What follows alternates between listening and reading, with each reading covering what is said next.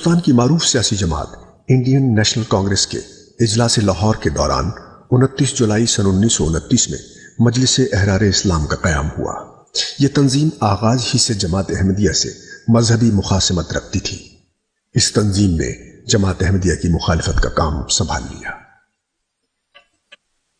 سن 1930 کشمیر میں جماعت احمدیہ نے کشمیری مسلمانوں کو حقوق دلوانے کی جدوجہد کا آغاز کیا۔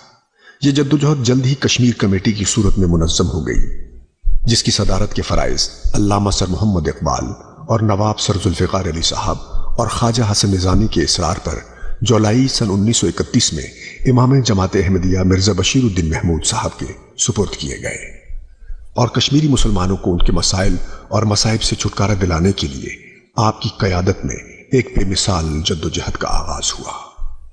آپ کے مریدان باصفہ نے آپ کے اشارے پر اپنا وقت اور اپنی تمام تر جدوجہد کشمیر کے مسلمانوں کو حقوق دلانے میں صرف کر دی، لیکن مجلس احرار اسلام کو یہ گوارا نہ ہوا، اور اس نے اس جدوجہد کے بالمقابل جماعت احمدیہ کے لیے مخالفت کا بازار گرم کر دیا۔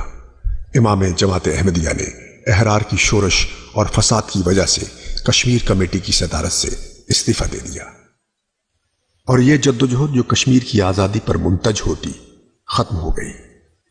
لیکن اس دوران امام جماعت احمدیہ کی زیر ہدایت جماعت کے وکلاء اور رضاکاروں نے کشمیریوں کی ناقابل فراموش خدمات سر انجام دی، جس کا اعتراف مقتدر کشمیری لیڈروں کو بھی ہے۔